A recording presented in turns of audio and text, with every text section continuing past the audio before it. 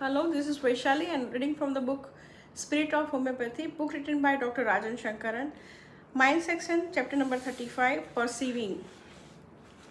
Most of the time, we are trying to find the symptom of the patient, and when we do not do so, our aim is to elicit a group of symptoms, giving us a totality of the case. The symptoms we are trying to find are rather discrete. For example, we may have the symptoms sympathetic, fastidious, desire for music, etc., and we say the remedy carcinosinone. In this list, we may get sympathetic from one incident, desire for music from another incident, and fastidious from the third. We just combine this together and we are able to find a set of the symptoms that fit into the particular remedy.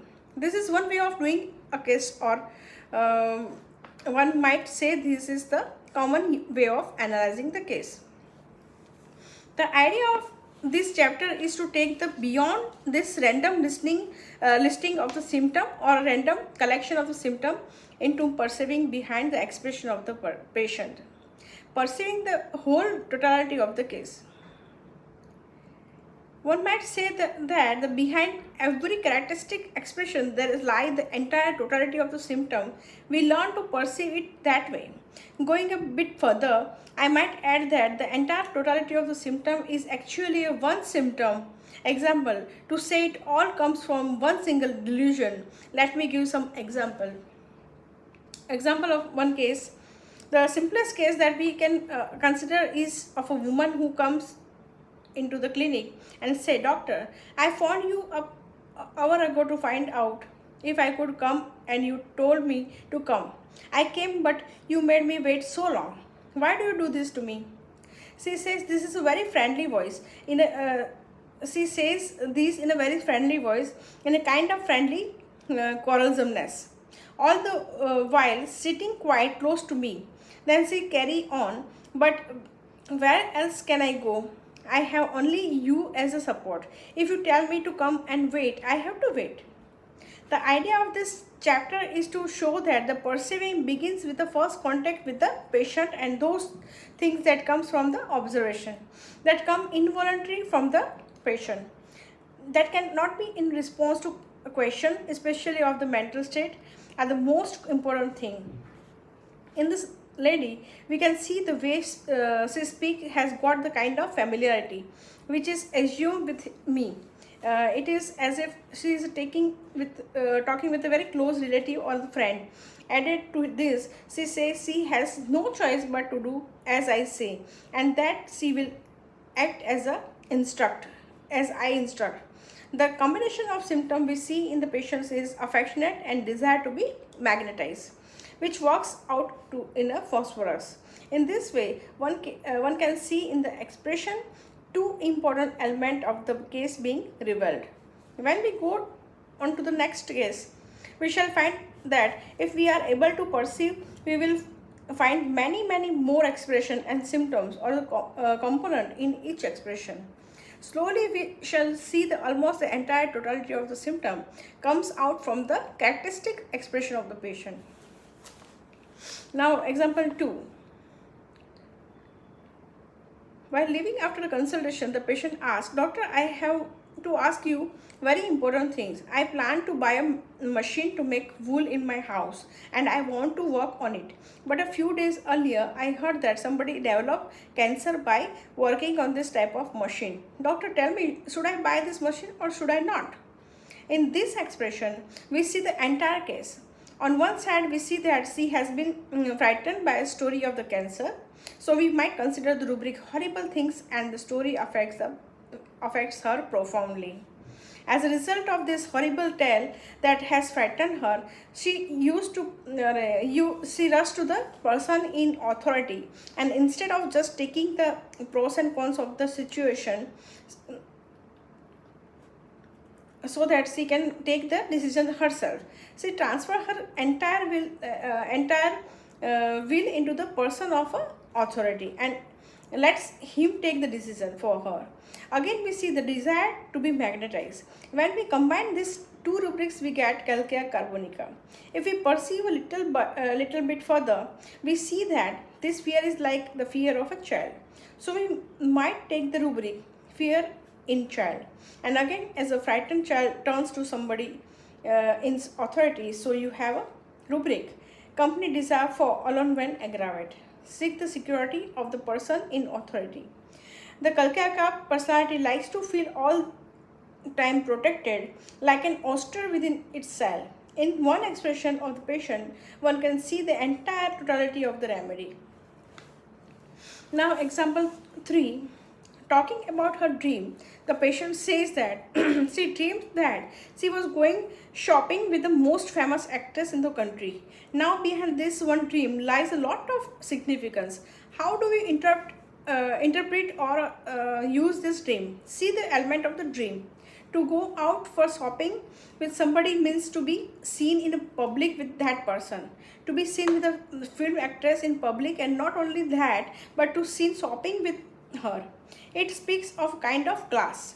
So in her fantasy, she feels she should be of that class, for whom I would be quite common to go out shopping with such a famous personality.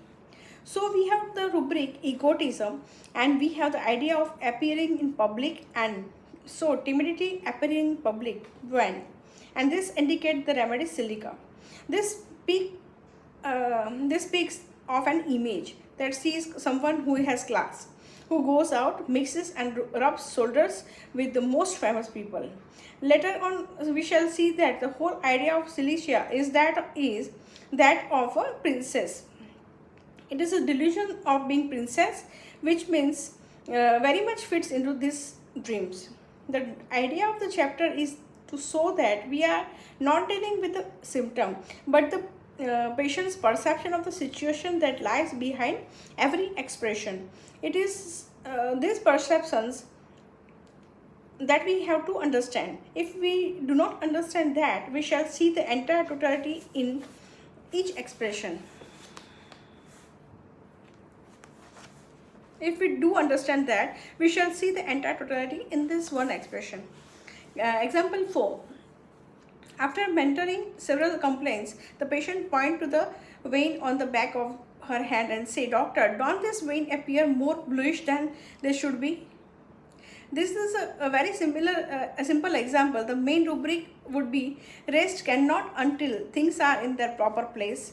But added to this would be fastidiousness, carefulness and cautiousness. The idea is that if she let this vein be a bit more bluish, and if she did not bother about it, it would slowly increase and would finish her. So she is very particular of the smallest detail. And if anything appear a little bit out of order, she has to take one note of it and correct it immediately. So you have the rubric suspicious and impatience, hurry, restlessness, anxious. Here we see the entire picture is of arsenic symptomatology in one single expression. Arsenicum vision of reality is as if there are thieves at the night unnoticed by him. You see the perception of behind this expression. Now another example, number 5. A new patient, while entering the consultation room, pause at the door and ask, "Doctor, should I leave my slipper at the door, or can I wear this into the room?" In my whole career, so far, no patient has ever asked me this question before. One naturally assumes that in an office one can wear a slipper, and nobody even bother to ask anybody. Ask me if they have, and he asked me they have to be taken out. Therefore, it makes this expression of the patient extremely characteristic of her. It is our job to see what is her perception that made this expression possible. The first things we can see is that she is careful and cautious, that she try to find out what is the norm of this clinic before she does anything. Going behind, we see that she is being very careful and cautious because she does not want to reprimand from anybody, that she does not want to be admonished, that she could not something that is not correct. She could not do something which is not correct for that time. Therefore, behind this carefulness, cautiousness, we see sensitivity to reprimand and sensitivity to admonish. Now, behind this sensitivity is that if she will follow the rules properly, she will not admonish. So, there is a desire to be always correct and always fair, following the rule. Behind this, one can perceive the whole of her delusion, which is as long as she is following the rules of the person in authority, she is okay. Her perception of reality is always that she is under somebody whom she has to be obey and whom she has to follow. So instead of looking at me as a doctor, she looks at me as her boss or as a person in authority. Whole rules just she have to follow for fear of being admonished or punished. This is the idea of the delusion. The remedy I gave was Staphysagria. Now, example 6. Before I went on a trip to Europe, a patient came and said to me, "Doctor, please come back soon. For heaven's sake, don't settle in Europe, since we will be lost without you. We will be lost without you." Again, in this case, one might be tempted to use the rubric, but it is better and it is more important to be able to see what is in the patient's view of present situation that is masking him to say that. It is obvious that he feels frightened of being left alone, just like a child lost in a wilderness, and that the person who is protect him or support him goes away and betray him. He will not come back, and when he does not come back, he will be finished. And so because of this being frightened and remaining alone in the darkness, in the night, in the forest with animal, in terrorizing world, with this only source of support going away, nobody to hold on this hold on this situation, nobody to protect him, that makes him sick, and shrink out and ask that I should come back as soon as possible. This might sound theoretically, but one has to observe the expression of the patient's face, the tone of his voice, and to be able to notice the urgency of his plea and fear that make it come out.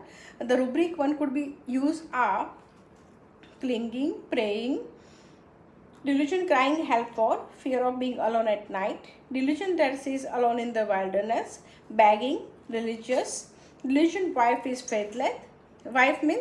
Wife who means the trusted companion will leave him and go away to somebody else, means when I went to another country I never come back. Delusion wife is faithless, she went off.